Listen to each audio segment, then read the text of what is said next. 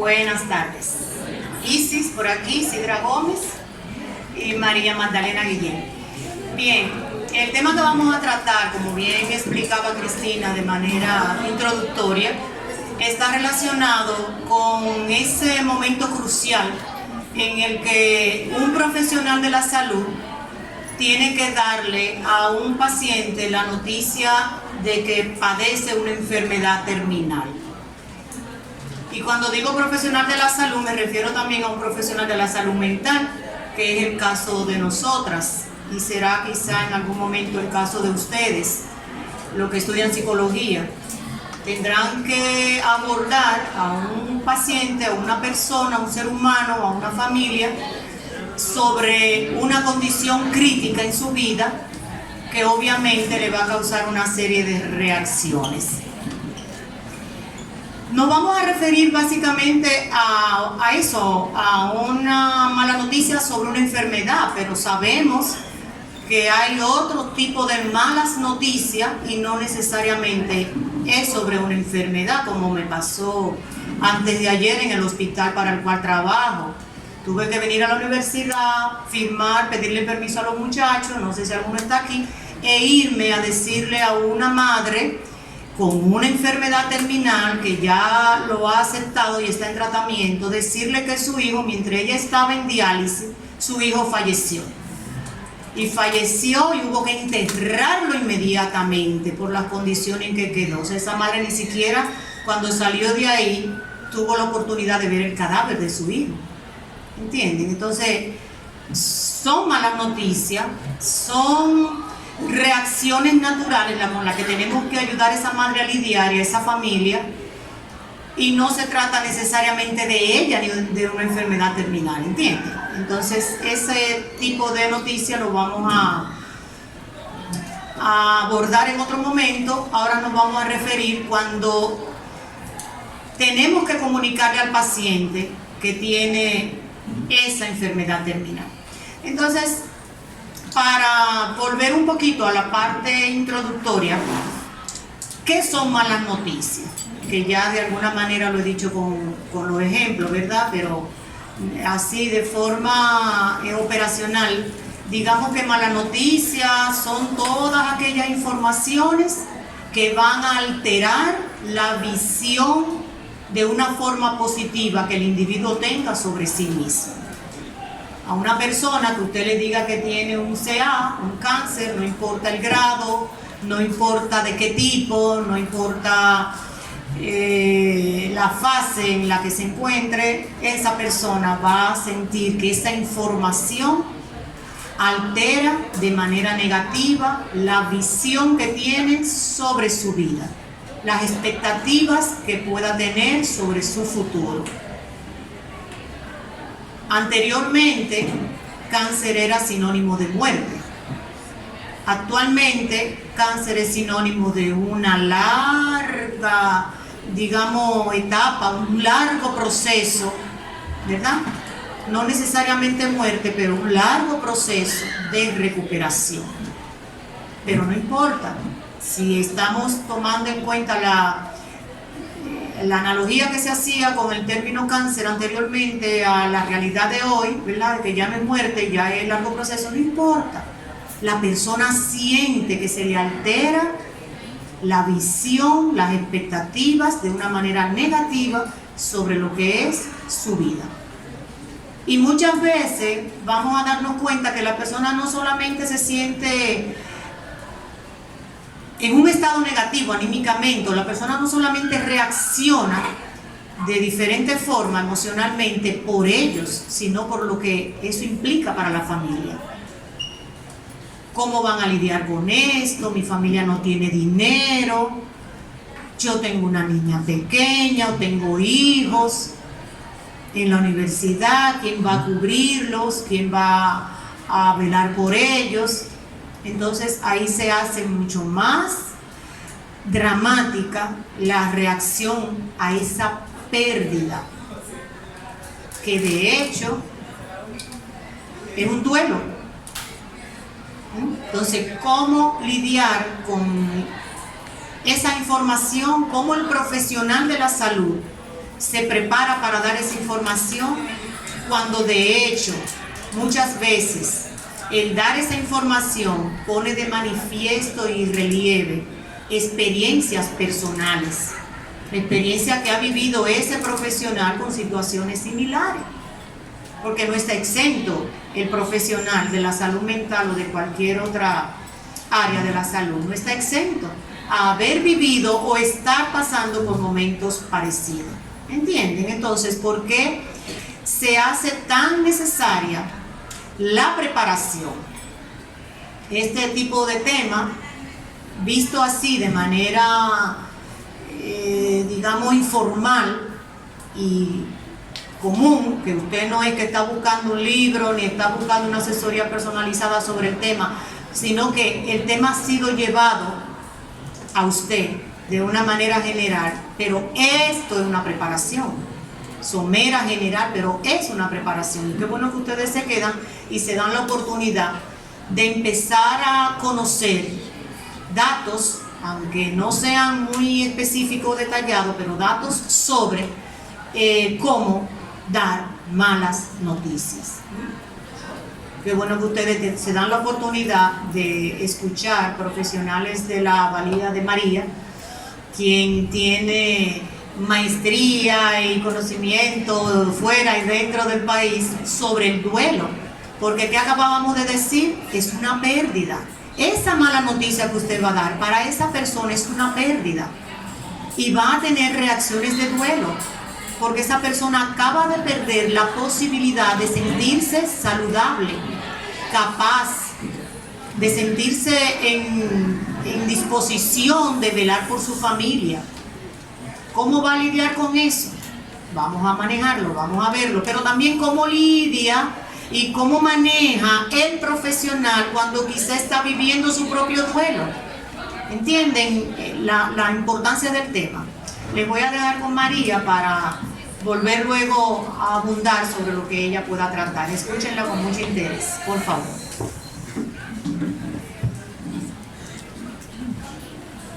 Buenas tardes. Me da un gusto venir aquí a la sede, ya que soy maestra, pero en los pueblos, en Baní, San Juan de la Maguana, San Cristóbal. Y para mí es un placer nuevamente también ver estudiantes míos acá.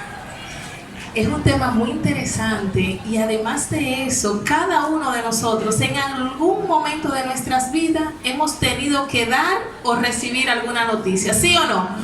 Así es. ¿Quiénes han tenido que darle una noticia a un familiar, a su mamá, a su hermano? Levántenme la mano.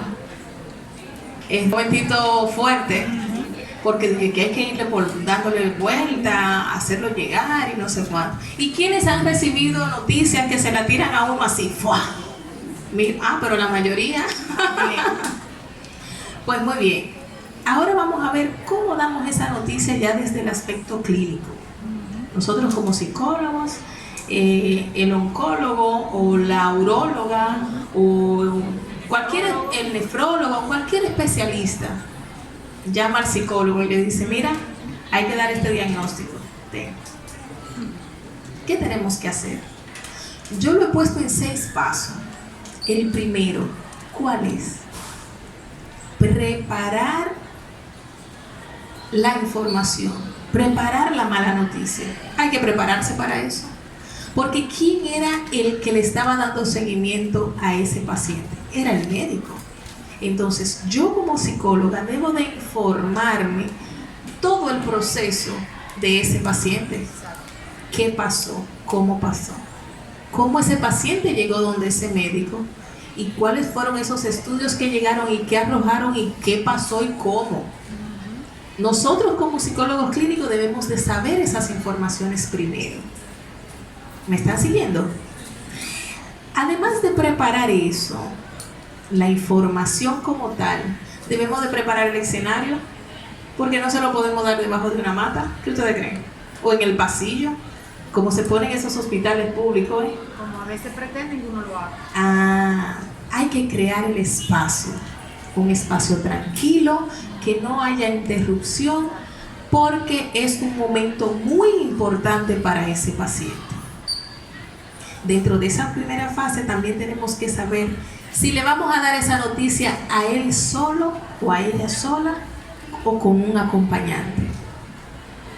¿Ustedes creen que es lo mismo darle la noticia a una persona sola que acompañada?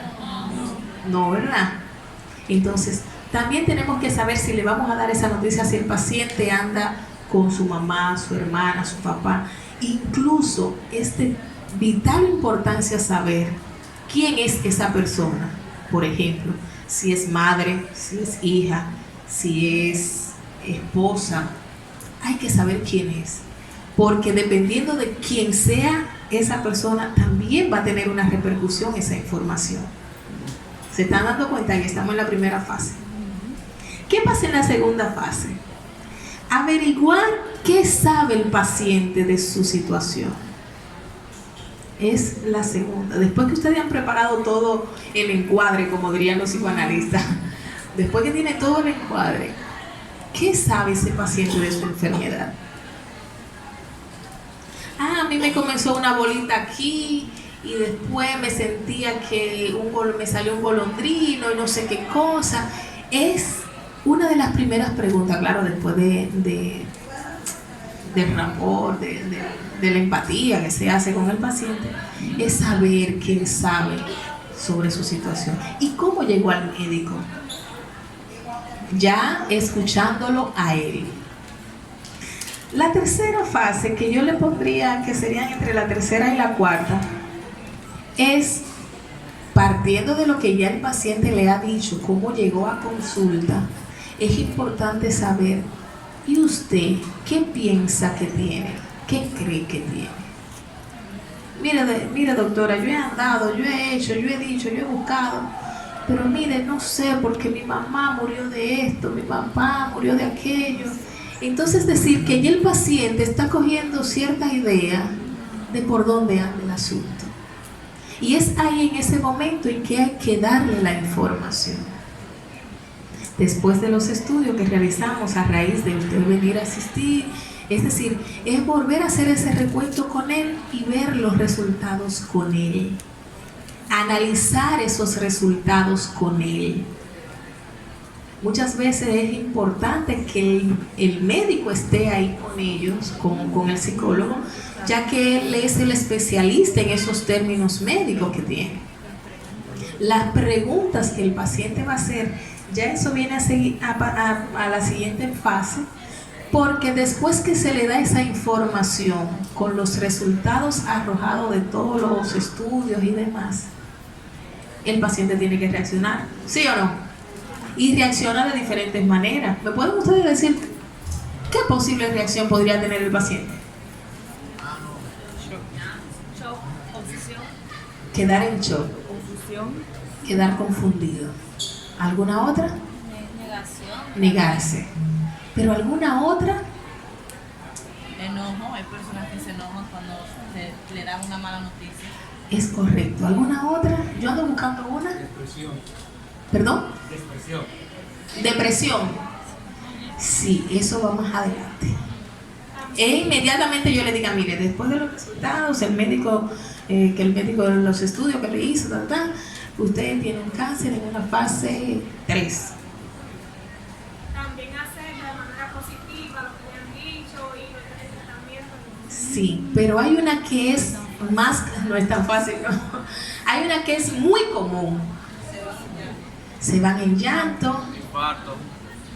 El infarto le da taquicardia, no se mueven, espérate. ¿Allá? Parece. ¿Perdón? Llanto, dice. Llanto. Cuestionarse por qué. Pero hay una que desde que le dan la noticia ahí reacciona. Asimilación. Yo creo que ustedes están buscando palabras muy Sí, rebuscadas. sí, y es algo sencillo. Imagínense. Todos ustedes hacer- están ahora mismo en esta misma situación. ¿Cómo están? ¿Cuál es la reacción más común? Imagínenselo. Miedo. Va por ahí. Que son psicólogos, vamos a Sí, sí, entender, que son son psicólogos. psicólogos, ansiedad. Yo creo que yo le digo a cualquiera, ya No lo mira, diagnostiquemos. ¿qué pasa? Y de una vez él dice, oh, quédame callado. El silencio es importante en ese proceso. Y representa. Inmediatamente le dan ese diagnóstico. El paciente, ese silencio nosotros como psicólogos o médicos tenemos que respetarlo. Porque ustedes saben qué está pasando. Ese cerebro está, mire, pero es ese silencio que viene. Después viene la negación, la rabia, se molesta, es asimilar, pero es quedarse callado, bajar la cabeza. Muchos lloran, otros se quedan, que a veces tú dices, ven acá, ¿qué pasó y ahora? ¿Y qué vamos a hacer? Pero ese silencio es importantísimo y hay que respetarlo. Bien, nosotros no tenemos que interrumpir ese silencio. Muchas de las veces hay que esperar que sea el paciente, que no necesariamente tiene que romperlo él, porque por el hecho después de subir la cabeza es como ya. Entonces, cualquier síntoma, cualquier signo que dé el paciente de que rompió el silencio, entonces ahí podemos continuar. ¿Cuál es el siguiente paso? Asumir esa reacción, porque después del silencio que viene la reacción fuerte, todo lo que ustedes dijeron. Y el médico y el psicólogo tienen que estar ahí asumiendo esa reacción. Porque al final, ya la número 6 es planificar el seguimiento. Y ahora, ¿qué vamos a hacer? ¿Cómo lo vamos a hacer? ¿Cuál va a ser ese seguimiento en el proceso? Esas son las 6 fases de dar esa noticia. No podemos dejar ir a ese paciente sin hacer esa planificación de seguimiento. No es darle el vaso de agua, tirarle el jarro de agua y no pasarle una toalla para que se seque. No. Tenemos que planificar ese seguimiento. Vamos a otro paso. Vamos a asumir que le vamos a dar esa noticia a los familiares. Antes de eso, ustedes saben que el paciente está en todo el derecho de saberlo, de saber qué le pasa, qué él tiene y qué se va a hacer. Eso es un derecho que le compete al paciente, que se le otorga al paciente. Y el derecho a no saber. Pero ahí hay una discusión fuerte. Ahí hay una discusión fuerte que por eso no quería ni tocar. ¿Cómo le vamos a dar esa noticia a los familiares? Miren, el paciente recibe la información, le impacta. ¿Y ustedes qué creen que le va a pasar a los familiares? ¿También o no? Más o menos. ¿Quién la recibe más fuerte? ¿El paciente o el terapeuta? ¿O los familiares? Los familiares. También los familiares. Vamos a ver. Maestra, Sí. María Camacho. Ambos. Pero claro, el que está afectado va. ¿Sí? Yo digo que el paciente y también el familiar, porque a mí me ocurrió eso hace un año. Mi abuela estaba enferma de cáncer. Según ella me miraba, el silencio entró en ella. El silencio totalmente. Ella me miraba ya con la muerte en los ojos, pero así mismo también sentía la tristeza de ella. Sí. Miren, el paciente le impacta la información, pero los familiares reciben la fuerza del impacto de la información. La fuerza del impacto de la información la reciben los familiares. Porque no es el paciente que necesariamente en ese momento piensa si el seguro médico le cubre, si el dinero hay, si el tiempo está.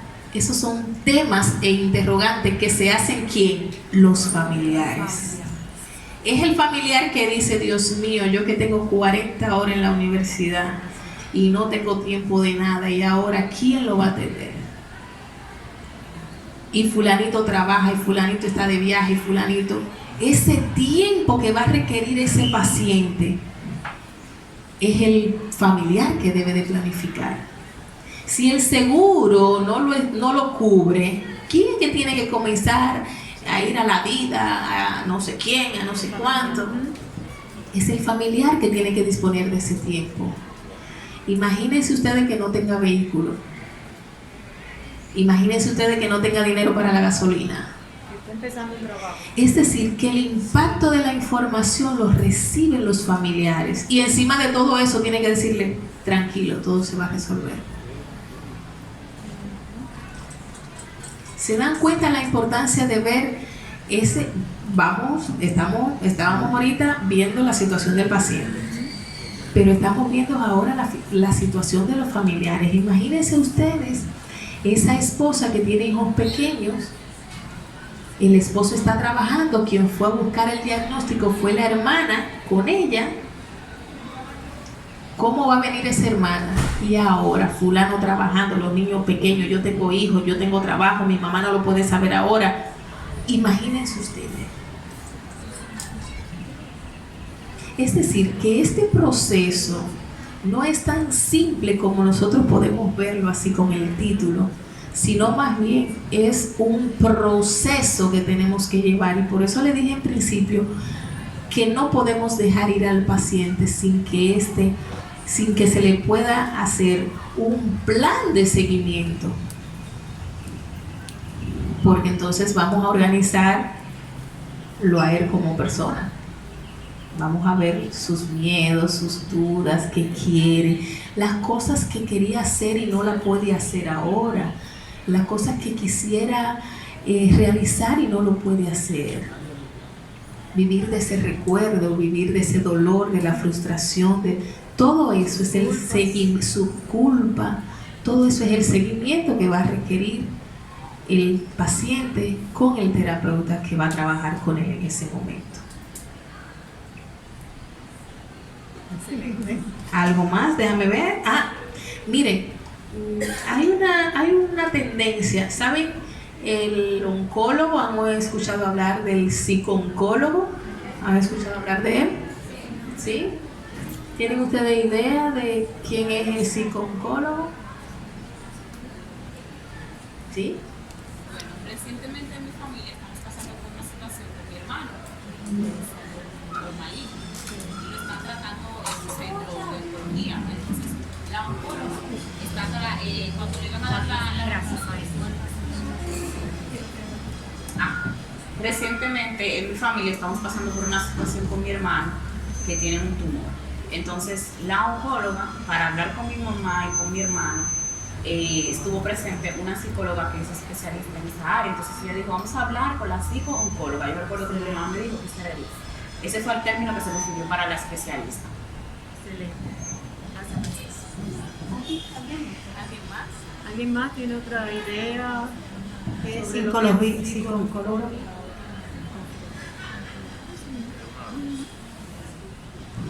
Bueno, pues como dice su compañera, la experiencia que ellos están viviendo con su hermano, y que para darle la noticia tanto a su hermano como a la mamá se refirieron a que debía de estar acompañada de una psicooncóloga, pues ya suponemos que es el profesional de la salud mental, el psicólogo especializado en reacciones con los pacientes de cáncer. ¿Verdad? Digo reacciones porque como psicólogo va a trabajar esas emociones. El oncólogo trabajará la parte física, la parte médica, orgánica, el soma, y el psicólogo trabajará la parte psicológica, pensamientos, ideas y emociones, aparte de la conducta que de ahí pueda generarse. Y ese psicooncólogo trabaja al paciente de manera personal, a la familia y su entorno. Bien, vamos a habilitar estos minutos que nos quedan para las preguntas. Si tienen alguna pregunta, algún comentario, alguna duda al respecto. Piensen en las fases que la maestra bien desglosó. ¿Tienen alguna inquietud sobre alguna de ellas? Piensen en el trabajo que el psicólogo hace ya después de romper el paciente ese primer momento de shock, ese silencio. Entonces, si también tienen alguna pregunta, alguna inquietud sobre eso, pues aquí estamos para ayudarles. allá, por favor. Sí. Maestra, ¿no ayuda? ¿Nos sigue ayudando? Gracias. Gracias, Cris. A usted. A usted por estar aquí, gracias.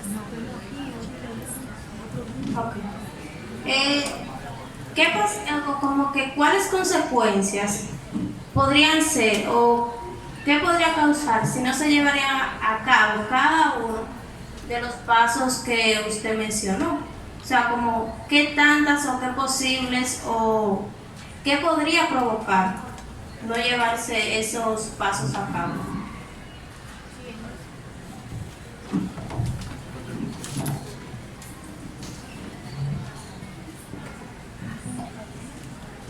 ¿Cuál es la manera correcta de elaborar el seguimiento del paciente? Perdón, ¿cuál? ¿Cuál es la manera correcta de elaborar el seguimiento del paciente después de haber dado una noticia?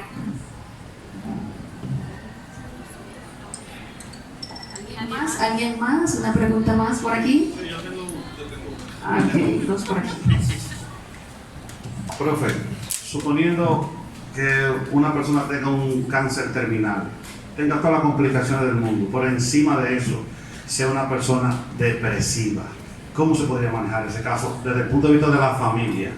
Los hijos, los sobrinos y así. Pero que después hay un tapón. No importa. Eso fluye.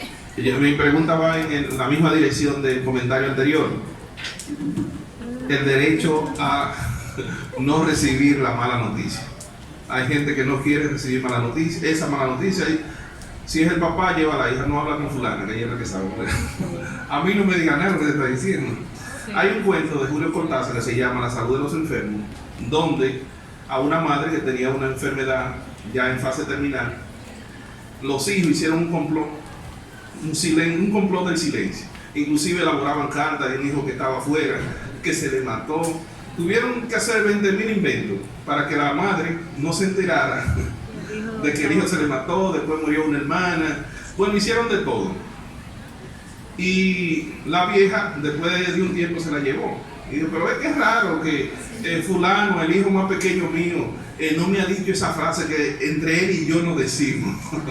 Y ahí están ellos averiguando qué frase es, pero quizás fue un gancho y ella lo sabía. Al final, cuando ella llega el momento final, los reúne a todos y le dijo gracias por lo que hicieron por mí. Porque yo sabía, yo sabía todo eso desde antes de que ustedes me lo dijeran. Y ella le agradeció el esfuerzo que hicieron, ese complot del silencio, para no recibir la mala noticia. De alguna manera también unificó a la familia y esa cosa. Empezamos con la tercera. Los últimos serán los primeros. Le voy a responder al maestro. En mi experiencia personal, trabajando desde hace más de 25 años en el área clínica, en el hospital donde trabajo hemos tenido la oportunidad de ver casos así, que el paciente no quiere escuchar, pero el paciente lo sabe. Él lo que no quiere es salir de la fase de negación. Y eso se respeta. Se respeta sencillamente. Hemos tenido otros casos donde los familiares no quieren que se lo digan al paciente. Dicen, pero que mire, que él tiene 80 años, que eso lo va a matar. Pero el paciente quiere saber. Y el paciente dice, dígame lo que sea. Y te abre los ojos así, como que dice, yo estoy listo para lo que sea. Y es un paciente de 80 años que los familiares creen que no va a poder manejar la información. Pero él quiere saber. ¿Qué ustedes creen? ¿Se le va a negar por sus 80 años? Él está en su derecho. Entonces, se trabaja con los familiares sobre el beneficio de que el paciente no viva en la ignorancia, no viva sintiéndose desvalorizado como persona por sus 80 años, por su enfermedad. Y la familia tiene que entenderlo, de hecho lo entienden. Entonces se respeta al paciente como individuo, como persona, en su derecho a saber, porque es su cuerpo y es él que va a recibir tratamiento. Y se le dice. Y al que no quiere saber, como sabemos que ya sabe, se le ayuda a salir de su fase de negación. Algo en cuanto a eso, profe. Por ejemplo, cuando Te ayudo. En cuanto a eso mismo, que cuando el familiar no quiere que el paciente se entere de la enfermedad, entonces, ¿cómo hacen para dar el tratamiento si él no sabe de lo que está padeciendo? No, ya le decía que se trabaja con la familia, se le ayuda a desensibilizarse. Es un proceso, pero se trabaja con la familia para que la familia acepte que hay que decírselo, porque obviamente lo va a saber o ya lo sabe. Y si sabemos que ya lo sabe, valga la redundancia, entonces se trabaja con el paciente para ayudarlo a salir de su fase de negación. ¿Ok? ¿Me expliqué? Bien. La 1 y la 2, la 2 y la 1. Dentro de la planificación de seguimiento, lo importante es, primero que todo, es que a partir de ese momento el paciente tenga calidad de vida, que es mucho más que vivir. ¿En qué consiste esa calidad de vida? Que él se reconcilie con él mismo, con los demás, y que haga lo que le falta por hacer, y que tenga esa satisfacción personal. En eso consiste esa última fase, en la calidad de vida. Esa planificación va a llevar ese proceso de reconciliación, ese proceso de duelo anticipado ante su pérdida, y llegar al momento de la aceptación, de bueno, ya sé que voy a morir, ya sé que voy a dejar todo, déjame comenzar a organizar. Es ahí donde muchas personas dicen, bueno, déjame comenzar a hacer mi testamento, déjame poner todo en puesto, déjame hablar con fulano y darle a cada quien lo que le toca. El psicólogo acompaña al paciente en esos procesos. Ahí viene el tema de la planificación. Aquí, mira, los pacientes que van al médico y que le tienen que dar el diagnóstico, después que le dan el diagnóstico, yo creo que no siguen, ya saben que están en esas condiciones y ya se las arreglan como puedan. Esas fases las da el psicólogo en el proceso, es decir, inmediatamente ya planificamos y te digo, bueno, nos vamos a ver dentro de 15 días y ya el paciente no va, ya ahí se cayó todo el proceso. Pero de preparar la mala noticia, de aceptar el silencio, todo eso es en ese proceso de los 45 minutos, 1 hora, a veces hasta 2 horas, para dar esa información. Después, si el paciente sigue asistiendo, entonces pasamos a la pregunta que ya contesté. ¿Bien? Usted tenía la... ven Livia, ven, esa es otra experta. Que hace rato debió estar aquí. Es decir, que hay diferentes maneras de abordar, ¿no? Que hay diferentes maneras de abordar esto de las malas noticias y bueno, nuestros hospitales tienen a veces muchas dificultades, ustedes saben, ¿no? Y bueno, en función de las dificultades y de los equipos de salud mental con los que contamos, pues entonces a veces la intervención es distinta, ¿no? Entonces por eso quería hacer la observación, porque donde yo trabajo, la mala noticia la tienen que dar los médicos y el psicólogo entonces acompaña al paciente. O sea, esto de conocer, claro que hay que conocer lo que decía María, ¿no? De manera general, si usted trabaja en un hospital y si tiene que conocer de todas las patologías que hay en un hospital donde ella trabaja, yo tengo que conocer de las patologías ginecológicas y obstétricas, pero no en detalle, porque yo soy psicóloga.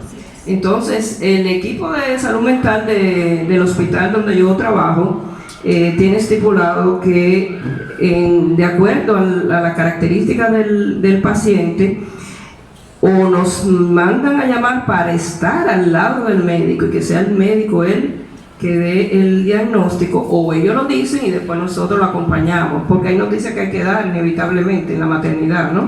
Si perdió el bebé, pues entonces, y es sábado, no van a esperar al lunes que entre el equipo de salud mental, ¿no? Tienen que darle la noticia.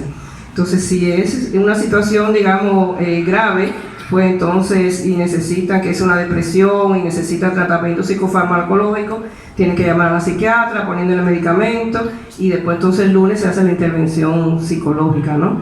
Entonces, bueno, quería hacer la observación para que ustedes vean que independencia de las características y las condiciones de los hospitales, porque a veces, por ejemplo, en el hospital donde trabaja Isidre, hay un equipo enorme de psicólogos, entonces pueden estarse, y hay por áreas, por servicio, que es distinto al hospital donde yo trabajo, que hay un equipo pequeño de salud mental para un hospital también gigante, ¿no? Entonces ellos saben, y claro, a veces los médicos intentan zafarse de su responsabilidad de dar el diagnóstico porque es más fácil que venga el psicólogo y que lo haga de una manera cordial, y ellos no están preparados. Nosotros insistimos que ellos tienen que prepararse, las enfermeras tienen que prepararse para saber cómo dar las malas noticias, porque nosotros no somos los únicos responsables de esa situación. Y entonces van aprendiendo a la marcha, porque es imposible que un hospital grande donde hayan pocos psicólogos, cada vez que haya que dar un diagnóstico de enfermedad, sea el psicólogo el que lo tenga que dar. Muy bien. Muchas gracias, maestra, por su intervención. 5 minutos que quedan para el compañero acá.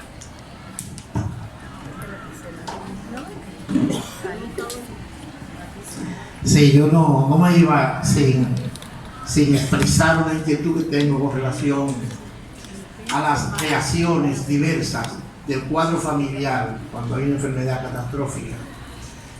Y yo quiero saber si ustedes tienen alguna experiencia, si existen estudios en el país.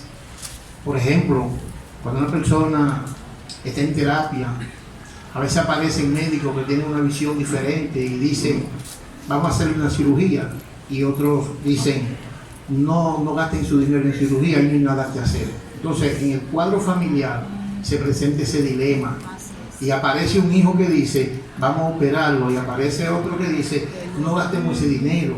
Entonces, a veces la mala noticia se convierte en buena noticia, en el sentido de que se le altera la vida en sentido general a todo el que está al lado, y cuando lo ven sufriendo, sufren más también. Entonces dicen, ojalá Dios se lo lleve. Esa es la expresión que se utiliza. Entonces cuando se dice ya murió, algunos dicen gracias a Dios. Entonces cuando muere la persona, yo quiero saber si se le da seguimiento a esa familia, porque así como se le llama a la familia o al más cercano para darle la información de la enfermedad, yo quiero saber si aquí se le da seguimiento, si hay estudios, porque hay familias que están divididas, que guardan rencores, que tienen resentimiento, porque se acusan. Tú no le diste el tratamiento adecuado a mi papá o a mi mamá, no hiciste tal cosa. Y todo no se incluyen de manera económica y de manera también de asistencia. O sea, ¿qué estudio existe en el país con relación a ese inquietud? Muchas gracias por su aporte. Interesante e importante, es correcto. Bueno, aquí tendré que dar una payolita yo. Resulta que las funerarias, algunas dan ese servicio. Aquí en Santo Domingo, la más reconocida es Funeraria Blandino, que tiene la unidad de duelo, que le da ese seguimiento a los familiares que lo requieren, que lo solicitan. Hay un equipo de psicólogos que están disponibles en eso. Allá en San Cristóbal yo estoy trabajando con pacientes o con familiares que presentan duelos estancados, que ya tienen un tiempo y mira que mamá todavía no hace esto, mira que mamá, que la hija todavía no quiere entrar a la universidad. Entonces es un servicio gratuito en muchas de las funerarias que tenemos psicólogos o hay psicólogos especialistas en duelo para abordar el caso. Le digo de esos dos porque trabajamos más o menos ahí entre equipo. Sé informaciones de que ellos incluso imparten charlas, pero la cultura de asistir al psicólogo por esas situaciones no está en el país, no está. Ellos tratan de resolver sus problemas entre ellos, pero sí, ustedes tranquilamente pueden asistir cuando les sucede el caso, van a la funeraria y preguntan, ¿tienen psicólogo para trabajar ese caso? A mi mamá que quiero que le den seguimiento y demás. Así, le digo de esas dos porque hemos trabajado juntos. Bien. Bueno, pues si no tienen ninguna otra pregunta, acá estamos en tiempo.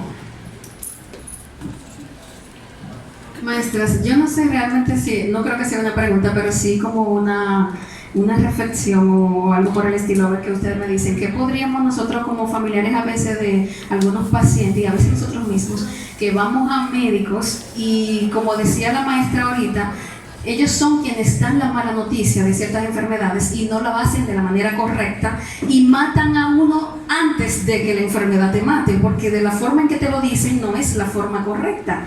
Yo he escuchado muchas frases de otros, pero mija, tú te estás muriendo, ¿y qué es lo que vamos a hacer contigo?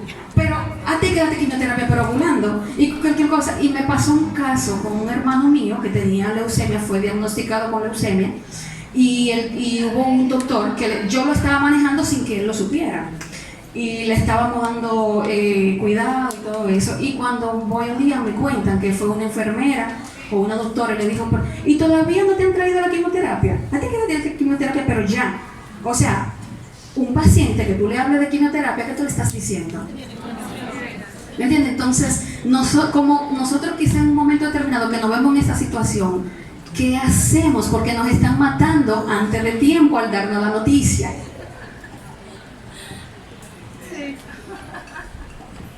Sí, lamentablemente es frecuente.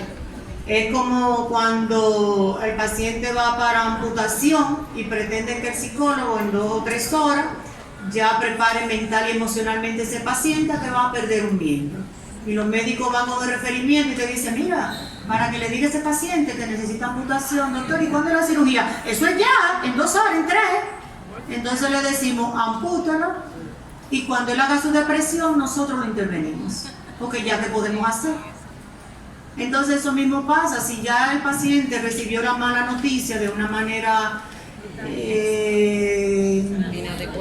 inadecuada, por no usar otro término, pues nada, ayudarlo a vivir su duelo. ¿Qué podemos hacer?